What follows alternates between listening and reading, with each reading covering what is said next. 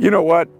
This is one of the easiest tricks ever. There's only one tough part of doing it, and that's balancing them one on top of the other. But once you do it, what you do is you hit the bottom ball and catch the top ball. It's so easy. So, hi, Bob Kurtz here, Golf's Ironman, for this series of fun anecdotes, trick shots, but also some really good golf instruction for you. So when we're talking about the top ball, I want to talk to you about the top golfer. The best golfer of all time. Who is it? I think if you talk in terms of total accomplishment, total achievement, there's no question it's Arnold Palmer and Tiger Woods. They brought so many people and so much interest in the game. If you're talking about the greatest golfer of all time, there's no question it's Jack Nicklaus.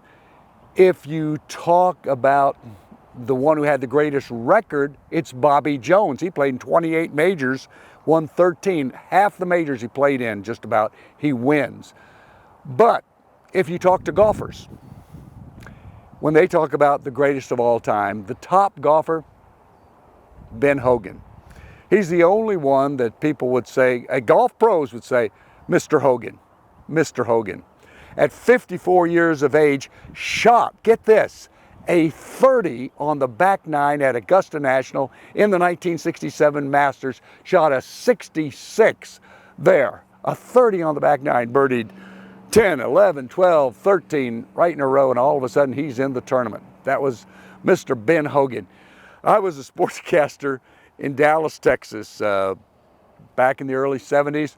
I go to the Texas Sports Hall of Fame banquet, Slammin' Sammy Ball, Don Meredith, all the great Texas legends. They have the Parade of Champions coming in. I'm standing there with my photographer who's shooting some film of what's happening. And out of the line comes this short fellow with a three-piece beige outfit. He's got a vest on and no Hogan cap, so I didn't recognize him at first. And of course, it was Ben Hogan, and he walks up to me and he says, "Bob, I want to introduce myself to you." He said, "I'm Ben Hogan, and I appreciate your obvious affection for golf. I want you to know what I did." I went, blah, blah, blah, blah. I mean, I was just stunned. Ben Hogan knew who I was because he's watching the nightly news, and I'm doing the sports on the 10 o'clock news. And of course, whenever Thursday and Friday came around, I'd really slip in a little golf vignette. So let's fast forward now. A couple of weeks later, it is the Colonial, which was Hogan's tournament, and they invited the media to come and do interviews with the defending champion and then go out and play. So I had lunch, and I'm out there playing with two not very good golfers, couldn't break 100, but they were good writers. And I'm playing really well, first three holes, I think I was 1 under, and they go, "Wow, you're so good. Why aren't you out on tour?" Well, you know, I'm saying, well, I don't want to take food out of the mouth of Arnie and Jack, because they've got families, but I'm pretty full of myself. And then I go to the fourth hole, which was an All-American hole, one of the best holes in America, along the Trinity River at the Colonial, and I hit this slider of a drive that goes that way, hit a 3-iron on the green, make a 30-foot putt downhill, and I walk off that green like this. I am so good. I am so full of myself. And then I looked over, I'm ready to tee off on the 5th hole. And there's Hogan. He's been hitting balls, and he's standing, turned around to look at me hit a tee shot. All of a sudden, I went from the cockiest golfer in the world to, how do you hit a golf ball? How do you hit a golf ball? And I just swung really fast, half-topped it, went about 140 yards.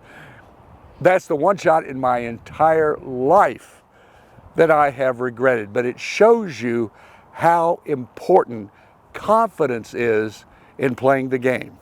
So let's talk about Mr. Hogan and what we learned from him. If you want a great instructional book, just go get the 5 Fundamentals of Golf by Ben Hogan. That's all you will ever need. In the late 60s, I believe it was, Hogan appeared on the Ed Sullivan Show, which was the biggest show in television at that time, and he gave an instructional tip. Ed Sullivan loved golf, so he loved getting the free lesson from Hogan. What was Hogan's lesson? Clutch your sides with your elbows and visualize your elbows being attached to your body and your arms instead of at your shoulders. And just start moving your body from right to left, around in a circle, holding your elbows in your side, right in your side. Now, we can't go around a golf course doing this all day, so we must lengthen this swing somewhere or other. You see, this is an absolutely full swing.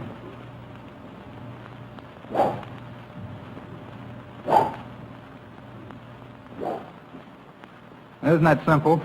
He said the most important part of the golf swing is the relationship of the elbows to the hips.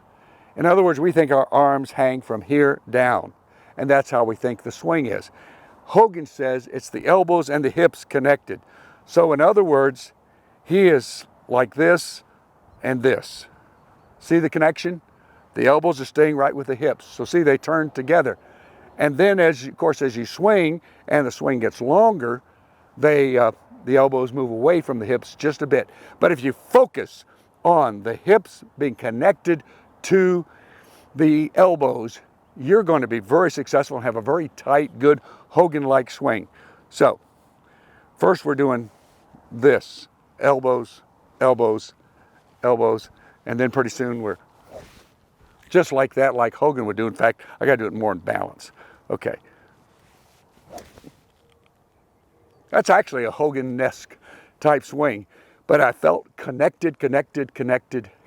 We'll be right back, but first a word from our sponsor. Actually, not a sponsor, but the reason why we do this, why we do all these marathons, all these long extended golf exhibitions and so forth, and why we're doing absolutely amazing golf. It's because of a charity called Ministries to Children. Ministries to Children, MTC. It's to help at-risk kids with food, shelter, with medical help, housing, all those kinds of things. And man, we could use your help. We just believe in this so much. 100% of the monies donated goes directly to the children. So help the Ironman, help the children. Just click below and please donate. So, concluding with Mr. Hogan, he had a lot of memorable sayings, but one was, if you can't outplay the other guy, outwork him. Now that applied to Ben Hogan. I don't know if it applies to you and to me. I work awful hard, I hit a lot of balls, but you don't have time to hit as many balls as Hogan did. He said there's not enough daylight to hit golf balls. So what do? Well, you enjoy the game, you work hard at these principles that you've learned and will continue to learn on this Golf Ironman series, but mostly just enjoy the game. It's not work. Life is work, life is hard, golf is fun. Have fun. That's the only thing I would ever say to contradict Mr. Hogan. I was playing in Steamboat Springs, Colorado in a Pro-Am years ago, and I'll always remember this. I was playing with Bobby Lane, the old quarterback of the Detroit Lions, and of course Dandy Don Meredith, who was about the most super cool guy ever around.